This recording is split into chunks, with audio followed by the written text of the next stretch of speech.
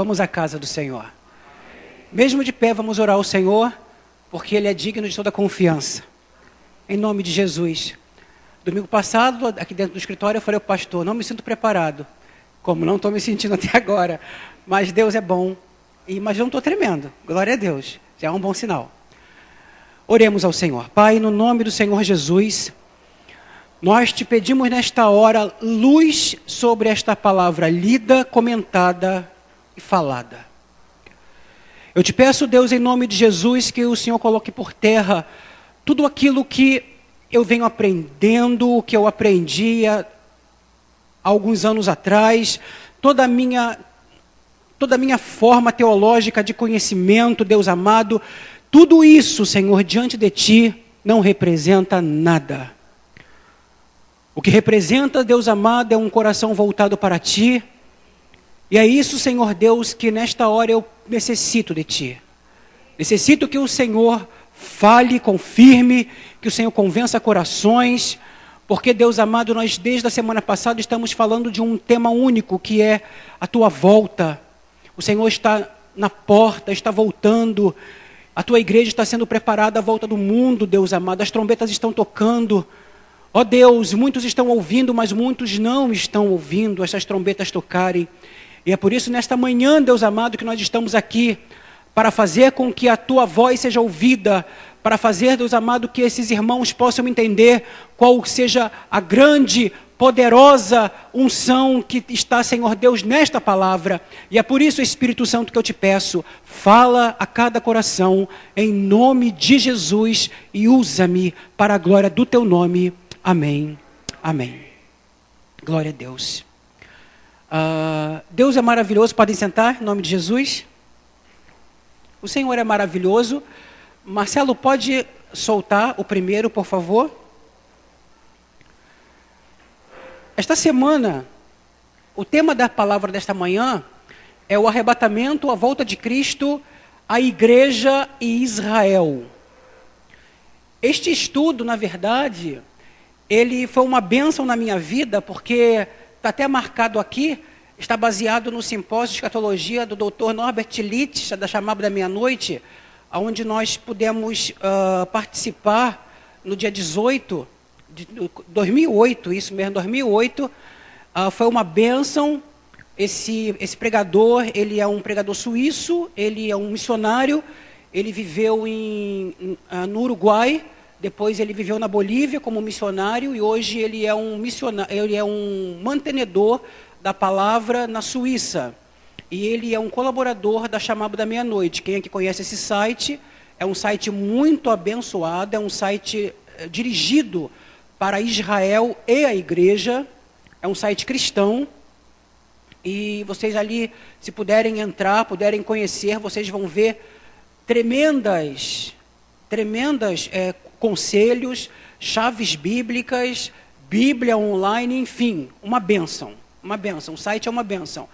Outra dica também, o site chamado Café Torá, é um site de judeus cristãos, convertidos ao cristianismo, e eles falam exatamente, eles se propõem a nos dar conhecimento do que está acontecendo hoje em Israel, na política e principalmente na área espiritual. Isso é muito importante. Amados, o tema o arrebatamento, a volta de Cristo em Israel, ele está baseado lá em Juízes, no capítulo 6. Vamos lá, por favor, que é o nosso texto, um deles. Nosso texto básico. Juízes 6 faz menção da opressão midianita na época dos juízes em Israel, onde tanto os midianitas quanto os povos do Oriente, em casa você pode ler o capítulo 6, 7 e 8 de Juízes, vão ver isso. Os povos do Oriente oprimiam Israel. Todas as plantações, todos os gados que as tribos criavam, toda a plantação que era colocada a termo, toda a semente que era lançada na terra, os midianitas, como os povos do Oriente, à noite ou à madrugada, vinham ali e consumia, arrancava, destruía, roubava o gado. quando Deus levantou um menino chamado Gideão. Por que eu estou frisando um menino?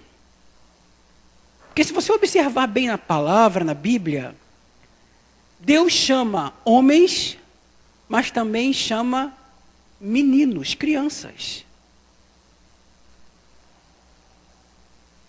É importante você entender, a Bíblia tem alguns significados, alguns mistérios interessantes. Porque a maioria das mulheres da Bíblia, de proeminência dos patriarcas, eram estéreis? Você já parou para pensar nisso? Por que será? Por que Deus chamou certos homens chaves na Bíblia e uns deles diziam: não sei falar, não passo de uma criança, sou um homem que moro diante de um povo de lábios impuros e falo e tenho impuros lábios, estou citando Isaías, ou Jeremias, sou pequeno, não passo de uma criança. Moisés, tenho língua pesada, Senhor. Todos eles deram desculpa para Deus para não fazer a obra. Já repararam nisso, gente, na palavra? Todas essas nuances na Bíblia, elas têm um significado tremendo. Tremendo. E um dos juízes de Israel, que esse significado ele chama muita atenção, é Gideão. Eu citei aqui somente os versículos 33 e 34, que eu quero me ater, porque Gideão se propôs a batalhar contra os midianitas. Deus mandara ele fazer isso, dizendo: vá, porque você vai na minha força, eu te darei vitória, eu te farei guerrear, eu te entregarei em minhas mãos.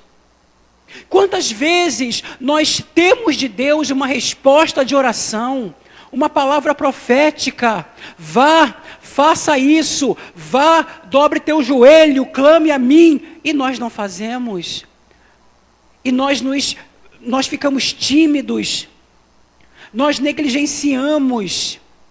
Imagine se Gideão negligenciasse a palavra de Deus e continuasse malhando trigo, escondido dos midianitas, para que eles não roubassem a semente da terra, e ele não fizesse aquilo que Deus mandara ele fazer. E ele fez prova de Deus: Senhor, que à noite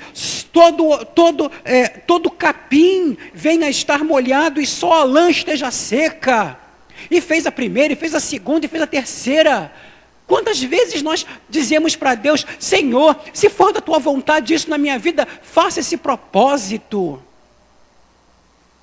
E o Senhor está fazendo o propósito, o Senhor está gritando, o Espírito Santo está berrando no coração, no ouvido do crente, e o crente não está nem aí. Porque não tem ouvidos treinados para ouvir a voz de Deus.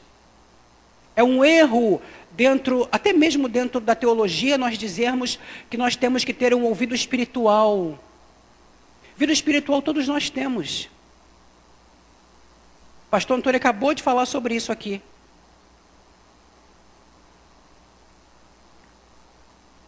Os folhetins das novelas estão jogando lixo espiritual nos ouvidos e nos olhos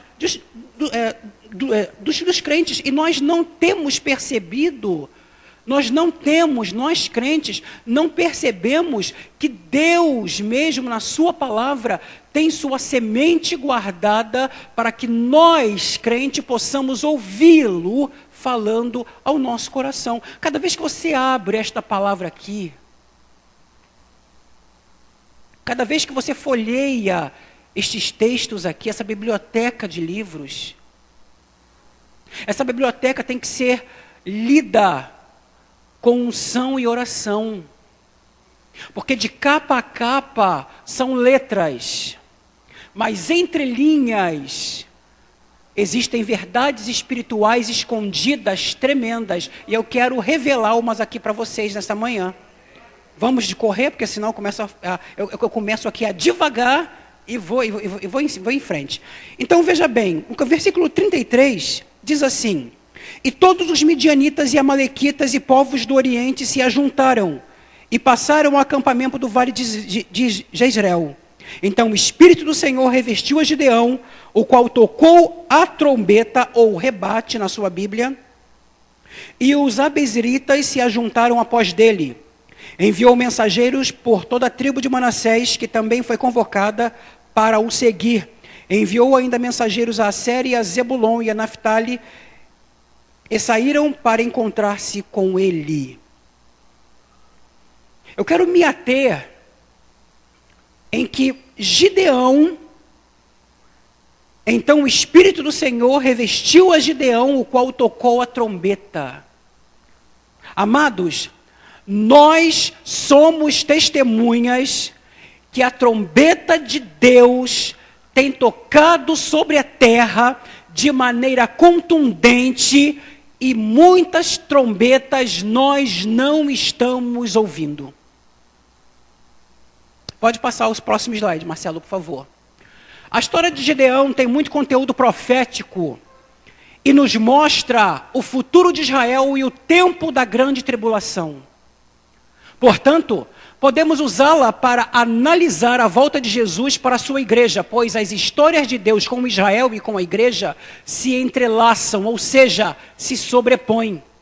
Quando chegou a hora do nascimento da igreja, Jesus, no dia do Pentecoste, como Deus que deixou Israel de lado, e desde a fundação do Estado de Israel, no dia 14 de maio de 1948, o Senhor voltou a agir com e através de Israel, o que nos mostra que a retirada da igreja de Jesus da terra está cada vez mais próxima. Abra sua Bíblia. Vamos disparar aqui.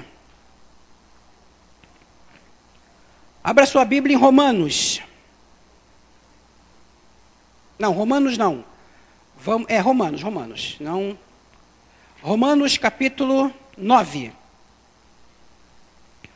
Nós vamos ler o capítulo 9 e 10, intercalando alguns versículos. Não todo, porque ele é muito longo. Amém ou misericórdia? Aleluia, a igreja está ligada, glória a Deus.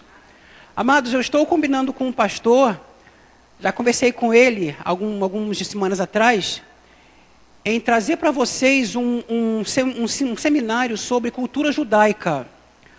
Cultura judaica e também a história, ela nos abre o horizonte da palavra.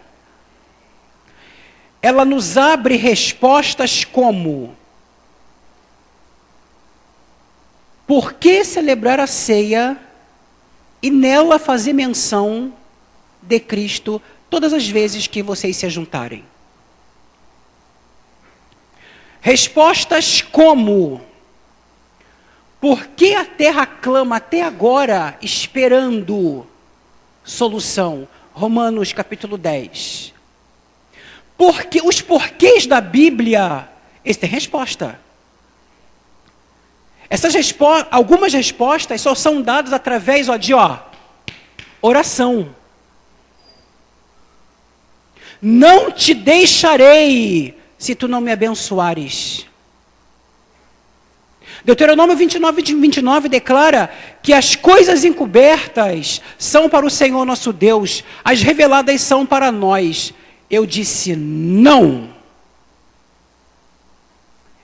Essa palavra foi falada onde não havia menção de Deus, aonde Deus não era totalmente revelado, aonde a palavra não era totalmente revelada, e Deus mesmo ditava a palavra. Hoje, o Espírito de Deus vive na igreja, vive no crente.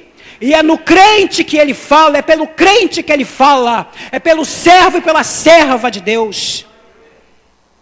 A nossa palavra tem poder, a nossa oração tem poder. Eu estava falando aqui atrás com os irmãos, que eu passei essa semana toda em luta. Eu entendi a luta. A luta foi para me fazer parar. Por quê? Porque eu me propus, desde a saída da ordem que eu me propus, em oração, para estar aqui. Eu fui acometido de enxaqueca, de uma das formas que eu nunca tinha sido acometido. Até enjoo para vomitar eu tive. E é um dos estágios mais fortes da enxaqueca. Eu caí literalmente. Ontem o esposo da pastora Cláudia me ligou, Zé Roberto, vem aqui para casa, vamos ver alguma coisa, vamos conversar. Eu falei, Luiz, eu não posso, eu estou de cama.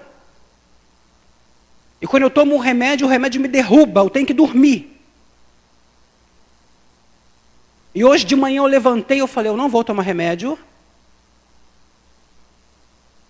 Eu vou orar. Até orar estava difícil. Eu levantei a minha voz e disse, Senhor, em nome de Jesus, eu vou sobre a tua palavra. Minha cabeça está pesada e dolorida. Eu vou pela tua palavra. Só Deus sabe como eu fiz isso ontem. Quando eu terminei de fazer esse slide, eu fui deitar. E eu disse, Senhor, eu preciso falar. Eu não vou ligar para pastor nenhum cancelando, mas eu vou na tua palavra. E eu cheguei aqui, dobrei o meu joelho e eu disse, Senhor Deus, eu repreendo e aniquilo essa seta maligna. E disse para as irmãs ali dentro, a minha cabeça está um pouco dolorida. Estou me sentindo leve agora.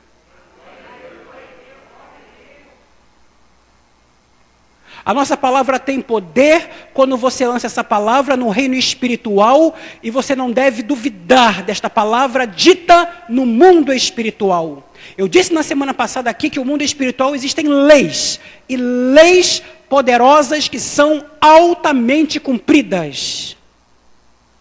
Nós vamos ler esse texto em Daniel 9, quando o anjo diz para Daniel, no dia em que ele se colocou no coração para orar, a ordem para sair da onde ele estava para abençoar Daniel foi dada. E porque ele orou, o anjo foi ali aonde ele estava. Desde o primeiro dia em que ele se colocou a orar. Pode passar o próximo slide, Marcelo, por favor. Aqui está a gravura, foto do Domo da Rocha que eu falei na semana passada. Ao fundo, não está bem nítida, porque eu dei um up nela aqui. Ao fundo está a cidade de Jerusalém. Essa mesquita, que não é bem uma mesquita, que foi agora os árabes chegaram à conclusão que essa construção não é uma mesquita, é chamado de domo, porque ela é em forma de abóboda. Esta abóboda, ela é toda revestida em ouro puro. Ela não é de ouro, ela é revestida de ouro.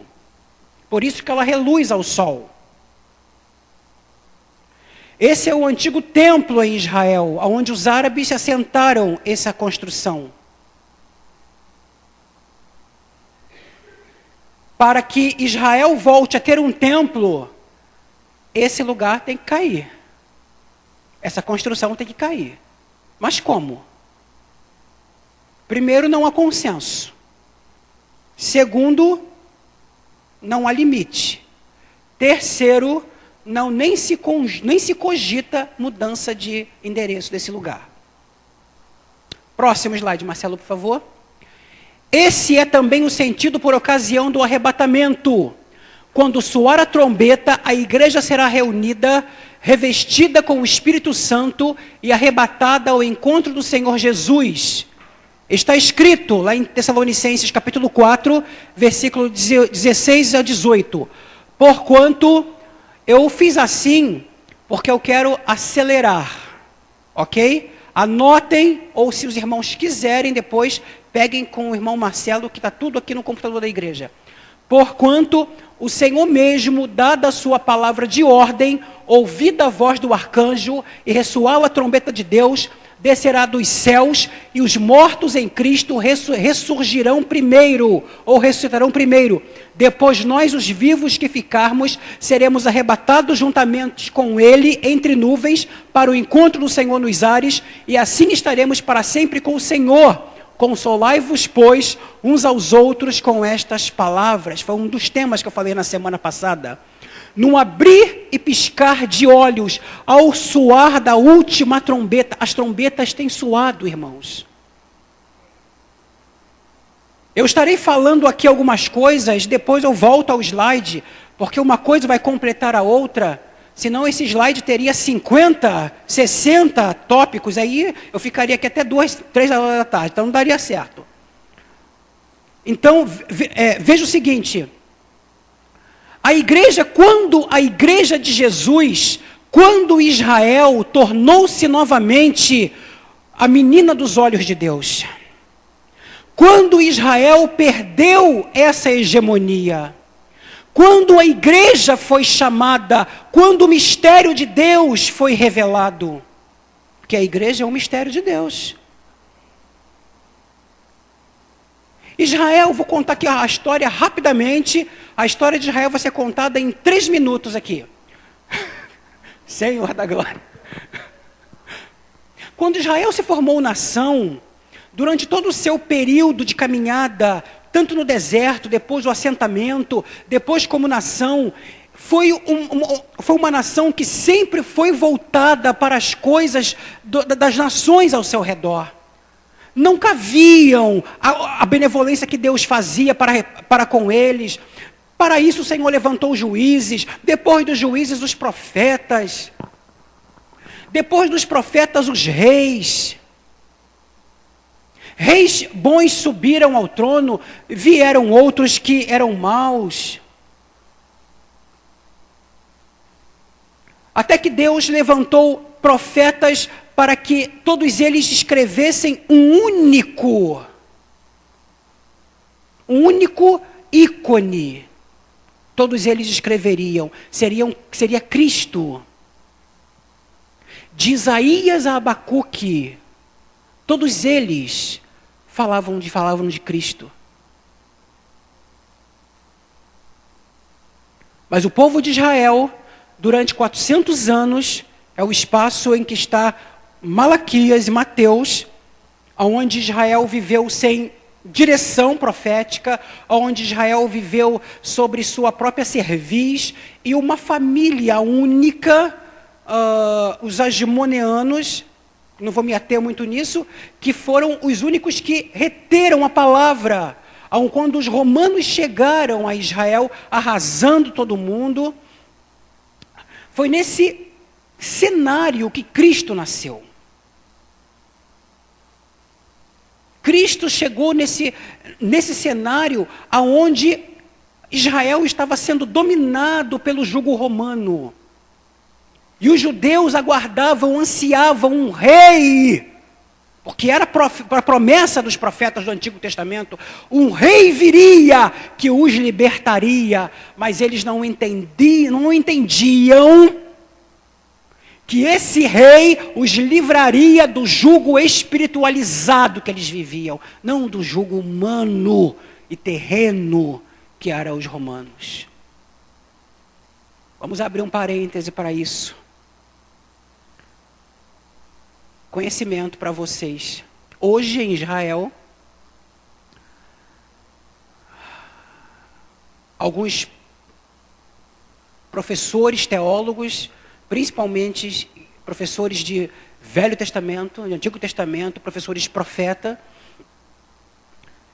eles estão sendo convidados, principalmente americanos, europeus e brasileiros. Se vocês não sabem, fique sabendo.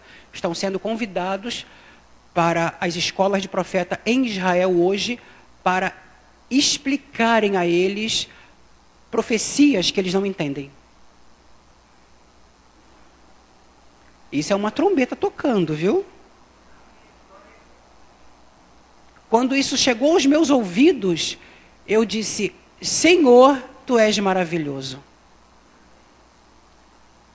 Porque isso combina a palavra de Joel, quando diz: eis que nos últimos dias derramarei não fome de pão, nem sede de água, mas de ouvir as palavras do Senhor. Se você observar a volta do mundo, ou a sua volta mesmo, seja no Brasil, seja na América do Sul, seja na América Central, seja na América do Norte, seja na Ásia, a fome de Deus na terra. Porque essa fome no Brasil, ela não é tão exacerbada, porque no Brasil existe uma liberdade de culto e de religião, que é uma coisa demoníaca. Isso surgiu no Império. Essa lei foi criada no império por um homem que cultuava Satanás. Porque Satanás sabe que o mistério da igreja, que para ele na época já era revelado, se a igreja sofre pressão, ela cresce.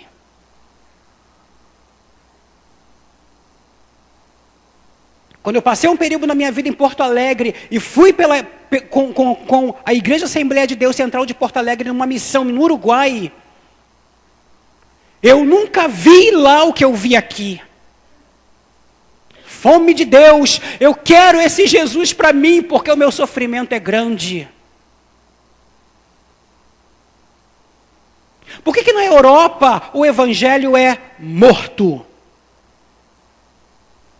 Por que eu preciso orar por uma casa própria? O governo me dá uma. Por que eu preciso orar por um emprego melhor? Porque se eu for mulher, eu fico grávida, e aí eu posso ter uma ajuda do governo durante todo o período do meu filho. Se eu não quiser mais trabalhar, o governo me apoia e me dá um salário extra para que o meu filho vá desde o jardim até o ensino médio. Você já sabe bem o que é isso? A vida na Europa é uma vida muito regalada. Hoje a Europa está passando por uma crise forte. Isso é uma trombeta de Deus tocando. O mundo está sendo abalado pela economia.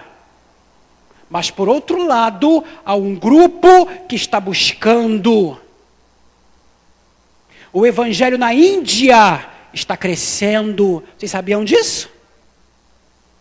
Um país voltado para todo tipo de religião, um povo cego, mas essa cegueira está sendo tirada. Na Venezuela, na Colômbia, no Equador, no Chile. Essas notícias não chegam até vocês.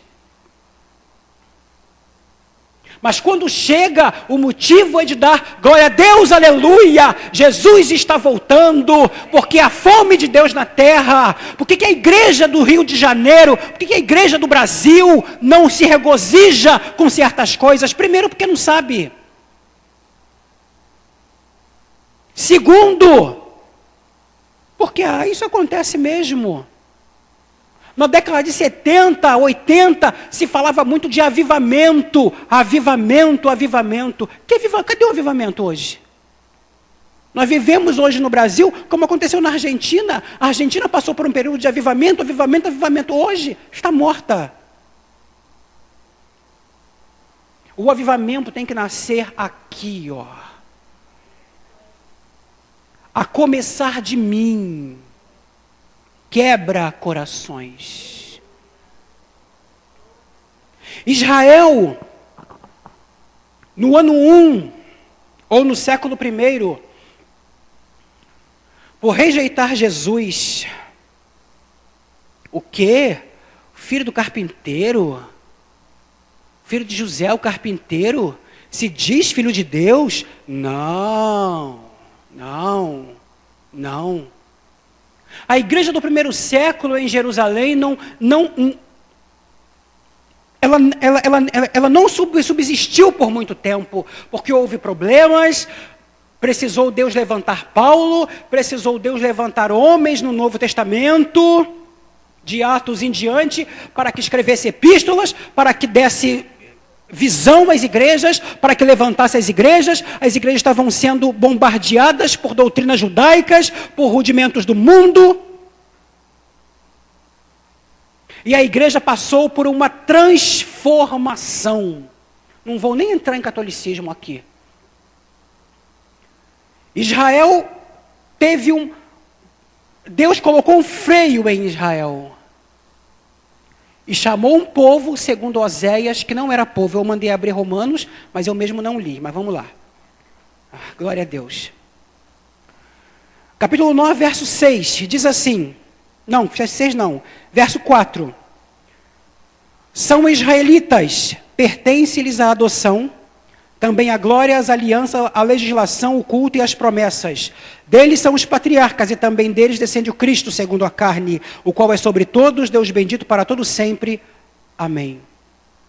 E não pensemos que a palavra de Deus haja falhado, porque nem todos os de Israel são de fato israelitas, e nem por serem descendentes de Abraão são todos filhos, mas em Isaque será chamada a tua descendência, isto é, estes filhos de Deus, que não são propriamente os da carne, mas devem ser considerados como descendência os filhos da promessa, porque a palavra da promessa é esta: por esse tempo virei e Sara terá um filho. Agora versículo 14. Que diremos, pois? A injustiça da parte de Deus? De modo nenhum. Pois ele diz a Moisés: terei misericórdia de quem me aprover ter misericórdia, compadecer-me-ei de quem me aprover ter compaixão. Assim, pois, não depende de quem quer ou de quem corre, mas usar Deus a sua misericórdia, porque a Escritura diz a Faraó: para isso mesmo te levantei, para mostrar a ti o meu poder e para que o meu nome seja anunciado por toda a terra. Logo, tem ele misericórdia de quem quer e também endurece a quem lhe apraz. Tu, porém, me dirás: por que se queixa ele ainda? Pois quem jamais resistiu à sua vontade? Quem és tu, ó homem, para discutirem com Deus? Porventura pode o objeto perguntar a quem o fez: por que me fizeste assim? Ou não tem o oleiro direito sobre a massa para o mesmo barro fazer um vaso para honra e outro para desonra? Que diremos, pois? Se Deus, querendo mostrar a sua ira e dar a conhecer o seu poder, suportou com muita longanimidade o vasos de ira preparado para a perdição, a fim de que também desse a conhecer as riquezas da sua glória em vasos de misericórdia, para a glória preparou de antemão, os quais somos nós. Quando Israel rejeitou Cristo, Deus pegou Israel e colocou Israel num hiato. O que é um hiato? É um espaço. Ficai aqui.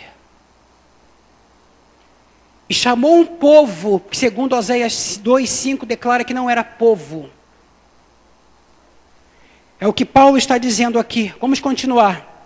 Chamei meu povo ao que não era povo, e amada a que não era amada. E no lugar em que se lhe disse: vós sois o meu povo, ali mesmo serão chamados filho do Deus vivo.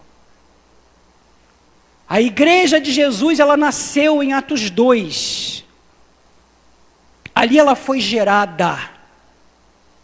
Ali o Espírito Santo pegou essa pequenina criança, que se transformaria numa mulher bonita e bem vestida para o encontro do seu noivo. Ali naquela tarde, em que alguns teimam dizer que foi batismo no Espírito Santo, não! Deixa eu abrir aqui um hiato sobre isso aqui. Eu já falei aqui sobre a escola dominical, quero falar mais sobre isso. Estavam ali reunidos partos elamitas, árabes, judeus, moradores da Capadócia, Ásia, Bitínia, todos judeus. Cada um na sua língua. Mas na hora em que o Espírito Santo desceu ali, todos falavam numa só língua. E perguntavam uns aos outros: estão bêbados?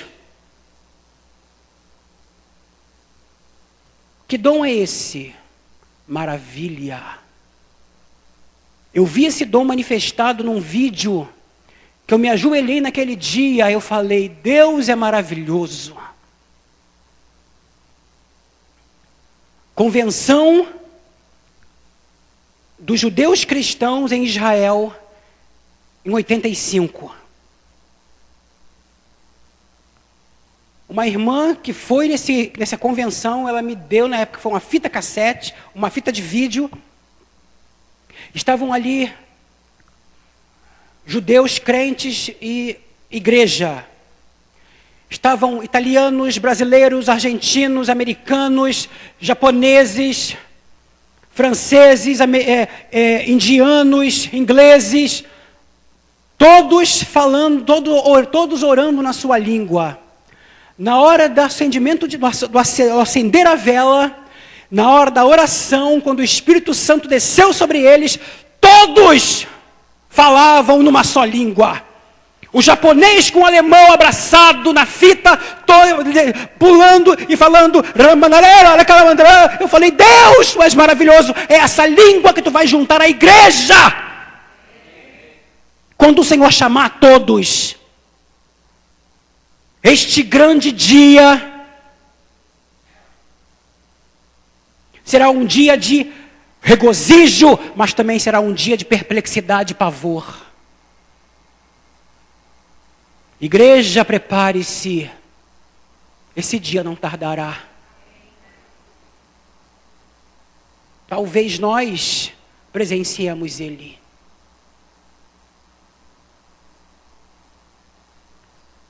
O Senhor chamou a igreja para que essa igreja pudesse ser um organismo vivo sobre a terra. Satanás tentou barrá-la. Satanás tentou segurá-la.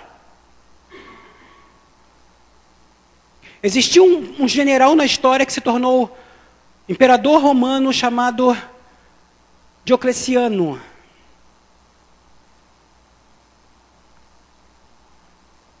Na história não existe dizem. Segundo meus professores de História Aplicada e Pensamento Contemporâneo declaram que ouvir dizer é coisa de mesa de bar. Mas uma das lendas na história declara... Lendas, a história tem lendas. Uma das lendas na história é quando Diocleciano estava... Perdão, Constantino. Constantino estava guerreando contra os persas na Macedônia, numa ponte. Ele teve uma visão de uma cruz em volta de um tecido vermelho banhado em sangue. E aquela cruz disse para ele que ele daria vitória a ele, porque era Cristo. E a lenda declara que ele se converteu ao cristianismo. E a religião do imperador era a religião de todo o império, assim conhecido. E para encurtar mais a história, homens proeminentes, ricos de sua época, tornaram-se papas. A igreja tornou-se a igreja católica, que significa de todos. A palavra católico no latim significa de todos ou para todos. Não para mim. Aleluia. Tornou-se a religião oficial. Mas Deus, como não dorme, nós temos aqui essa transliteração. Um homem que não se dobrou àquela podridão de comércio dentro da igreja. Eu classifico que uma centelha do Espírito Santo que estava sobre Cristo, quando ele arrazoou com aqueles vendedores do templo, esteve sobre Lutero.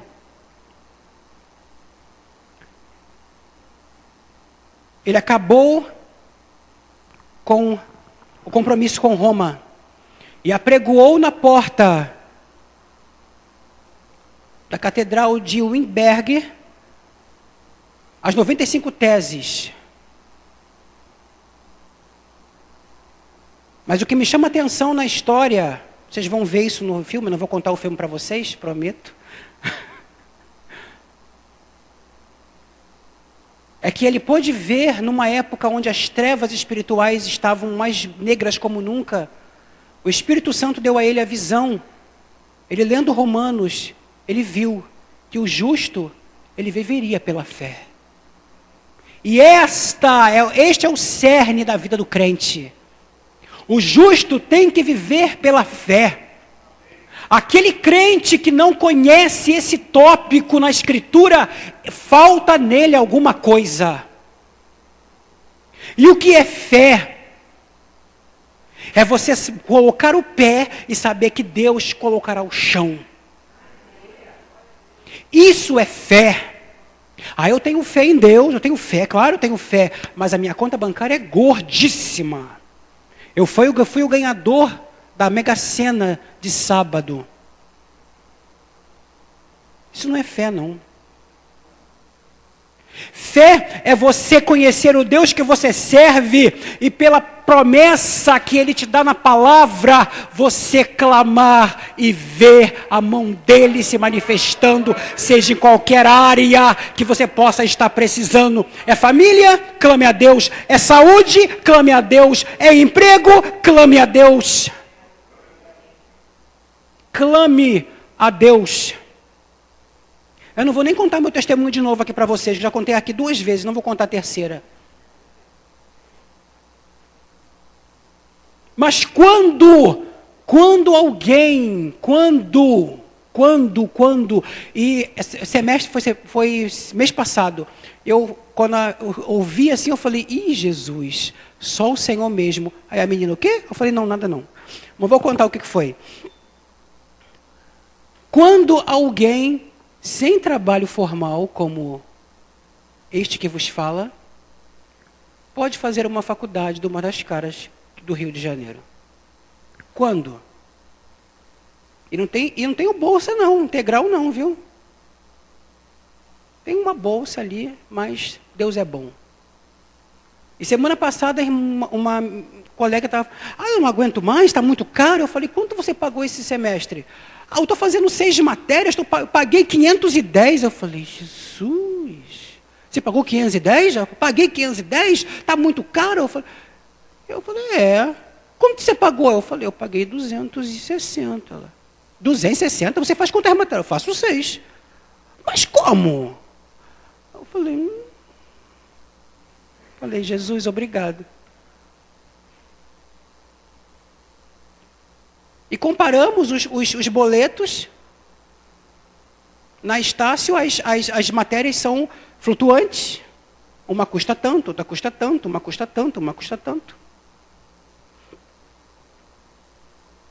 Numa matéria que eu pago R$42, a mesma matéria, ela paga 86. Eu tenho 46 e ela tem 40. Nossas idades combinam. Mesmo desconto que ela tem, eu também tenho.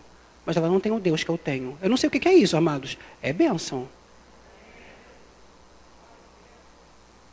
Porque é Deus que faz isso.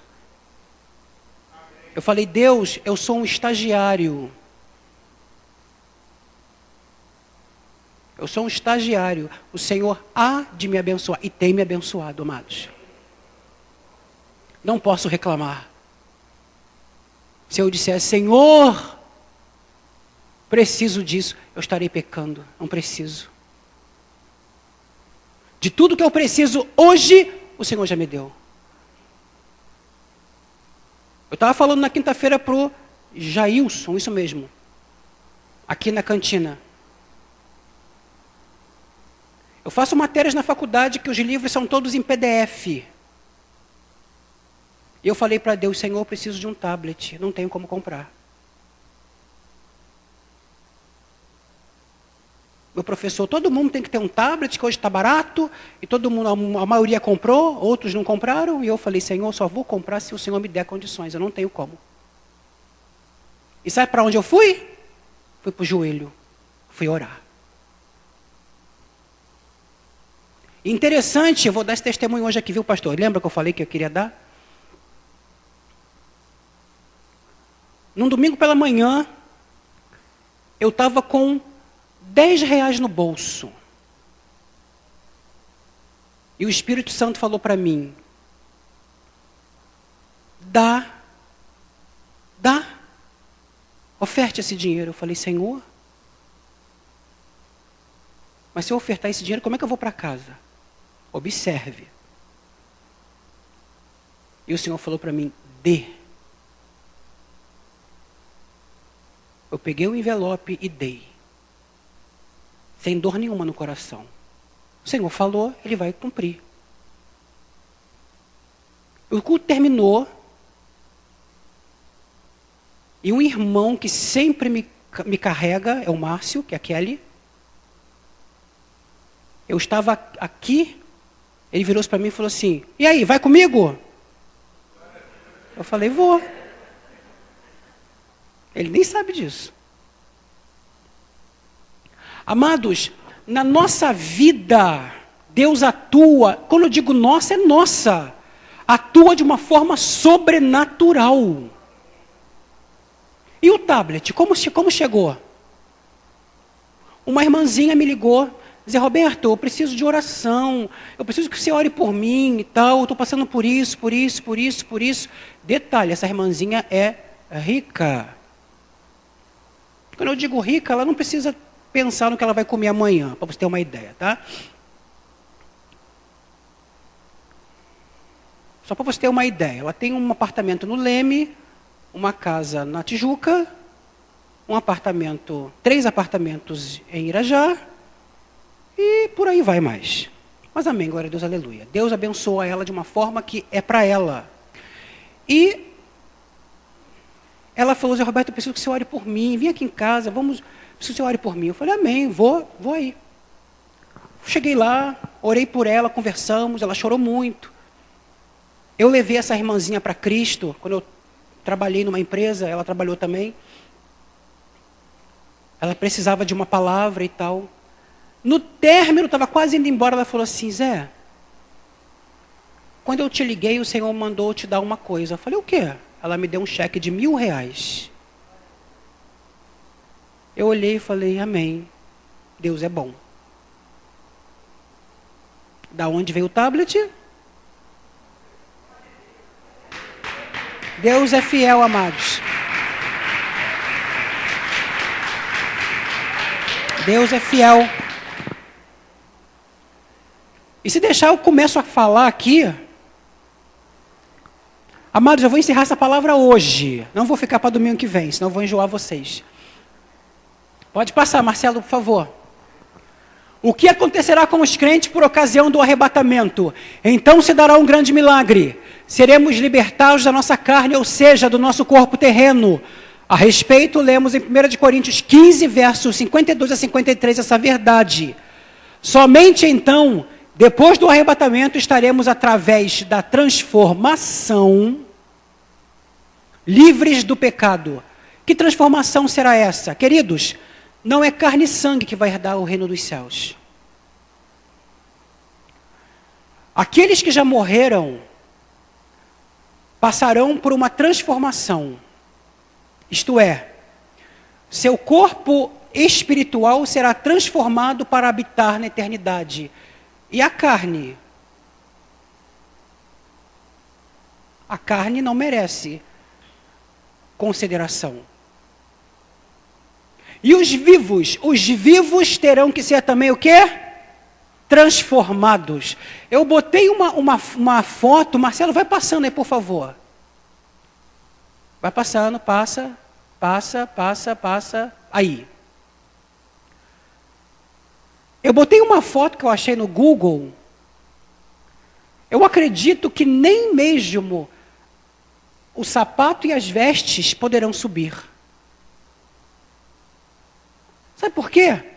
Apocalipse declara que haverá uma multidão de vestimentas brancas. Portanto, a sua calça de alfaiataria, Yves Saint Laurent, não herdará o reino dos céus. Nem o seu sapato, que é Fernando Pires, que é um dos mais caros que existe no mundo, herdará o reino dos céus. Nem o seu relógio Cartier, Paris, não herdará o reino dos céus. Ficará no dia do arrebatamento. Mas pode voltar, Marcelo, por favor. Aí. Mas em nós resplandecerá exclusivamente a clara luz da obra de Cristo Jesus e todos nos amaremos uns aos outros. Próximo.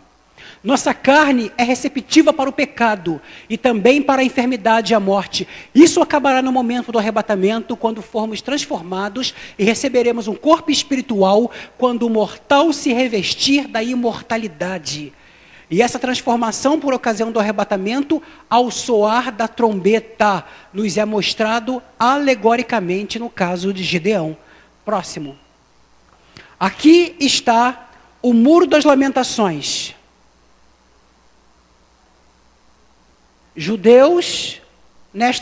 Hoje os judeus só podem estar só nesse pedaço aqui, ó.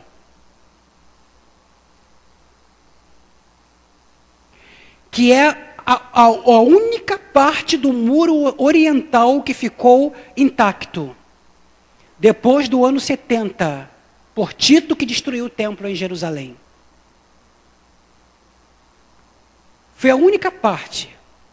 E dentro... Passa, Marcelo, por favor. Aqui está a destruição do templo no ano 70. Essa foi uma gravura que eu tirei. Ela tem uma representação iconográfica. O que quer dizer isso? Talvez você não possa olhar muito bem. Aqui do seu lado esquerdo, direito, né?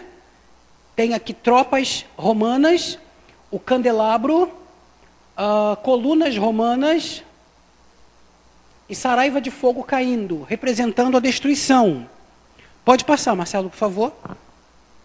Quando acontecerá o arrebatamento? Bem, eu não sei, mas vamos ver. Antes do juízo, claro. Isto é, antes da grande tribulação. Olha, eu prometo, nesses 15 minutos que me restam, não falar de Tribunal de Cristo, Bema de Cristo, parousia, termos escatológicos estão fora aqui nesta manhã. Porque essa aula é uma aula de escatologia. E quando a gente fala sobre juízo, grande tribulação, na escatologia nós temos que entrar em vários itens dentro da escatologia. São nada mais, nada menos que 52. Mas isso só um seminário teológico. Ok? Antes do juízo, isto é, antes da grande tribulação. Lemos em 1 Tessalonicenses 1,10. E para aguardardes dos céus o seu Filho, a quem ele ressuscitou dentre os mortos, Jesus, que nos livra da ira vindoura. Aí eu pergunto, de que ira se trata aqui? Próximo. Da ira de Deus que começará com a grande tribulação, pois ela será o juízo de Deus sobre o mundo de incredulidade e maldade. É o que lemos em Apocalipse 6,15, que diz: os reis da terra, os grandes, os comandantes, os ricos, os poderosos, todo escravo, todo livre, se esconderam nas cavernas e nos penhascos dos montes, e disseram aos montes e aos penhascos: cai sobre nós, escondei-nos da face daquele que se assenta no trono e da ira do Cordeiro, porque chegou o grande dia da ira deles, e quem é que pode suster-se? Grande será esse dia, viu, amados? Esse dia, nem todo poderoso da terra, nem o mais rico da terra, nem aquele que galgou fama, fortuna na terra, poderá se suster diante do Cordeiro de Deus. Próximo.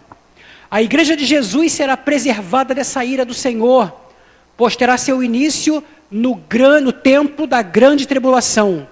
Pois como filhos de Deus já tivemos, como filhos de Deus, já tivemos sob a ira de Deus e o seu juízo. Isso aconteceu na cruz do Calvário, onde o Senhor Jesus tomou vicariamente sobre si nosso juízo e a ira de Deus. Quando Jesus, na cruz do Calvário, rendeu o Espírito, e naquela cruz, todos nós que olhamos fomos atraídos, e hoje estamos aqui, amados, nós não vimos Jesus, nós não vimos a cruz, nós não presenciamos a crucificação, mas nós cremos pela fé que Ele se deu por nós por amor. Ele bloqueou a ação de Satanás por todos aqueles que moram na face da terra. O filme de Mel Gibson, que retrata a última hora de Cristo, naquela cena onde Satanás, que é representada por uma mulher, A câmera é tomada do alto. E ela entra em desespero visceral.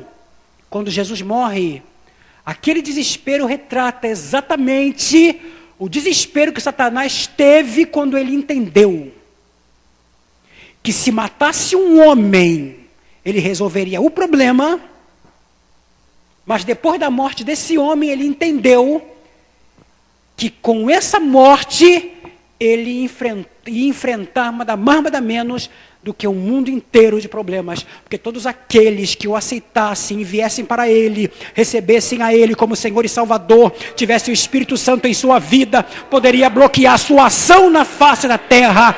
O próprio Jesus disse: se creres em mim, diga a este monte, vá para cá, vá para colar.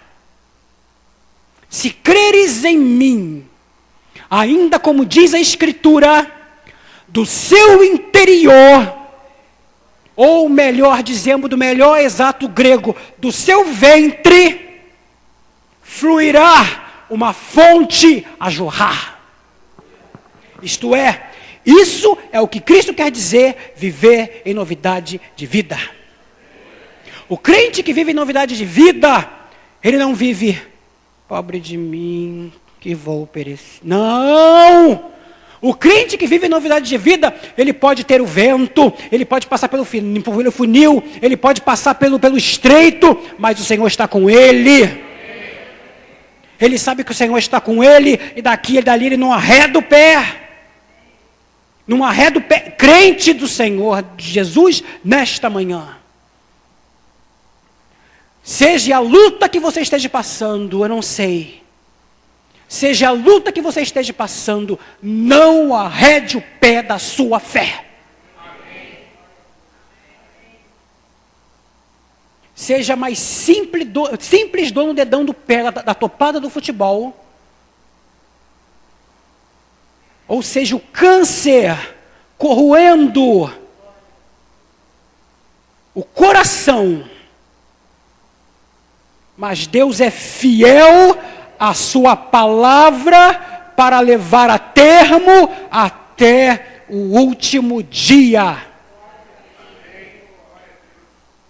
Eu conheci uma irmã, ela está no braço do Senhor hoje, na época que eu fazia evangelismo no Hospital do Fundão, e o Senhor me deu a conhecê-la, Helena. Ela estava com câncer no intestino, e sempre foi uma serva de Deus fiel. E na época eu não entendia por que ela está com câncer. Senhor, por que tu deixou? Olha a minha pergunta. Quando um dia eu pude ter uma experiência com ela e conversar com ela. Ela era uma levípa da casa do Senhor. A família dela, ninguém da família dela era crente, só ela. Quando ela foi internada pela 5ª vez, o Senhor deu a ela no violão uma canção. Eu tenho essa canção na minha cabeça, ela cantou para mim, eu nunca esqueço essa canção. A ti, Senhor meu Deus, eu faço esta oração. De toda a minha vida, entrego a minha canção. Tristezas de sabores o mundo oferece, mas tu, Senhor meu Deus, me traz consolação. Abraça-me, Senhor, abraça-me, Senhor. Quero sentir agora na alma o teu calor. Abraça-me, Senhor, abraça-me, Senhor. Quero sentir no peito o teu imenso amor. A família dela, pelo testemunho de vida que ela deu, deitada no leito do hospital, como ela podia ainda caminhar, todo o andar ouviu de Cristo pela boca daquela mulher. Como ela não pôde mais andar, a família toda dela e amigos se renderam a Cristo Jesus. Uma semana depois, o Senhor levou. Deus tem propósito que nós não entendemos. Mas hoje nós podemos entender porque nós, igreja, estamos aqui. Porque Deus colocou Israel num hiato. Eu fui pregar sobre alguma coisa parecida com uma igreja, parecida sobre isso numa igreja, mais precisamente na Igreja Nova Vida de Marechal Hermes. E ali teve um irmão no intervalo que falou para mim: Zé Roberto, eu não consigo entender. Eu, às vezes, tenho ódio de judeu. Eu falei para ele: irmão, se você tiver ódio de judeu, você tem ódio de Jesus. Ah, mas como? Jesus era judeu. É mesmo. Olha só. Se você em casa, depois do almoço, você não vai dormir, é claro, né? Você vai pegar Romanos 9, 10 e 11, você vai ler essa palavra com fome. Essa palavra está mais que revelada. Não precisa pedir a Deus para revelar. Ela está mais que revelada. Amados, quando Deus tem propósito na vida do crente ou na vida de uma organização, no caso aqui a igreja, Ele moveu o que tinha que mover, moveu e fez. Mas esse dia, o período que a igreja está vivendo na terra está acabando. Eu parei no slide, qual foi o número do slide, Marcelo? Tem quantos mesmo? 16, né? 18, Jesus. Amém, Deus é bom. Depois vocês peguem esses slide na igreja, amados. Porque, certamente, nós, Igreja de Jesus, temos que ter em mente que Ele vem e não tarda. Portanto, vigie. Seja uma noiva prudente. Seja uma noiva com seu azeite sempre pronto na sua vasilha. O que é isso? É sempre com a sua vida espiritual sempre pronta ali para Deus. Amado, deixa eu te dar para você aqui uma receita de oração. Tem dia que nós não estamos assim, nem tão pouco com vontade de orar. Tanto problema, tanta luta, tanto cansaço, físico e espiritual. Não vou mandar você tomar centro, não. Mas muitas das vezes, eu faço isso. Eu me sento ou no meu chão do meu quarto, ou na minha cama, ou me ajoelho e digo para o Senhor: Senhor, eu não tenho nada para te dizer nessa noite. Mas veja como o meu coração está. E quando eu vejo, eu já estou orando. Às vezes, quando nós pensamos que não temos nada para dizer para Deus, fale o teu coração para Deus. O Senhor é o nosso melhor psicólogo. Um dos melhores escritores sobre isso, eu classifico, é Augusto Cury. Ele escreve sobre Cristo, sobre o maior psicólogo da história. E é verdade. Experimente conversar com Jesus uma noite. Não ajoelhe não, sente-se na sua cadeira, no seu sofá. Experimente estar num divã, deite na sua cama e direcione a sua palavra para Jesus. Jesus, eu estou sentindo isso, hoje me aconteceu isso, isso, isso. Se quiser, chore. Ele verá suas lágrimas. Se necessitar, clame. Mas se não precisar, só converse com Ele. Ele é ótimo para ouvir. Vamos levantar, vamos orar ao Senhor? Glória a Deus. Igreja,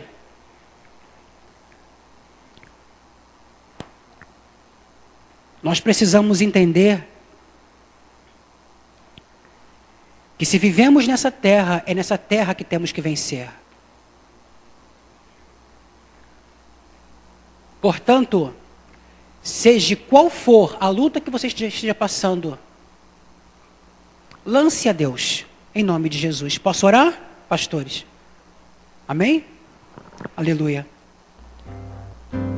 Oremos ao Senhor. Soberano Deus e Pai Celestial, graças te damos porque o Senhor é maravilhoso e a tua palavra é poderosa. Obrigado, Senhor, porque antigamente nós cantávamos nas igrejas: onde está aquele povo barulhento? Onde está que não se vê nenhum irmão? Alguém com voz de lamento vai dizer neste momento: aquele povo foi embora para Sião. Sim, Pai, haverá um dia que o Senhor chamará a tua noiva. Obrigado porque o teu Espírito Santo está ataviando esta noiva com vestimentas maravilhosas, bonitas, simples, mas ao mesmo tempo chique, porque ela reinará com o noivo. Obrigado, Espírito Santo, porque o Senhor verdadeiramente conduz a noiva da forma que o Senhor foi chamado a conduzir. Nos ajude, Espírito Santo, doce Espírito Santo de Deus. Tu mesmo é que bloqueia a ação maligna. Tu é que bloqueias a chegada do anticristo na terra. Sabemos que ele já vive. Sabemos que ele já reina em alguns lugares. Mas na terra ainda ele não reina. Porque o Senhor mesmo é que bloqueia a sua ação. Mas chegará um dia, Espírito Santo, que o Senhor entregará o fruto do teu trabalho ao Cordeiro Santo de Deus, aleluia. E nesse dia, Espírito Santo, não haverá mais lágrima, não haverá mais dor, não haverá mais pranto, e nem tampouco respostas a perguntas, mas haverá regozijo e plenitude, porque o Senhor é fiel e a tua mão é poderosa. Muito obrigado, Pai. Por isso nos leve para casa nesta começo de tarde, debaixo da tua unção, debaixo da tua mão. Nos dê revelação da tua palavra, nos dê vida, nos dê graça, para que nós possamos, ao ler esta palavra, entender aquilo que o Senhor expressa nela mesma. Obrigado, Senhor Deus, porque o Senhor é fiel. Pai, eu poderia ficar aqui o dia inteiro dizendo que o Senhor é bom, maravilhoso, tremendo, mas me falta adjetivo pleno para dizer o que o Senhor é. Mas uma coisa eu sei: outro Deus não existe além de ti. Muito obrigado, Pai.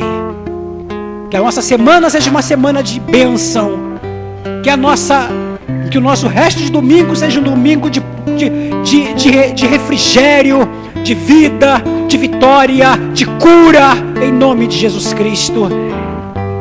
Usa-nos, ó Deus, usa-nos, experimente nos usar, Senhor, para orar alguém, para direcionar a oração a alguém, para direcionar uma oração de cura para alguém.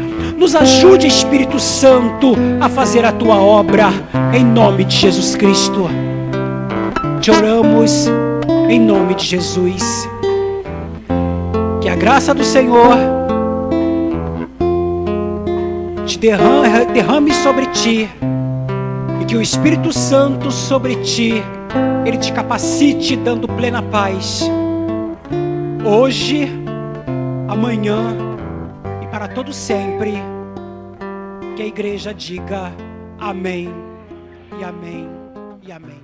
Aplauda ao Senhor.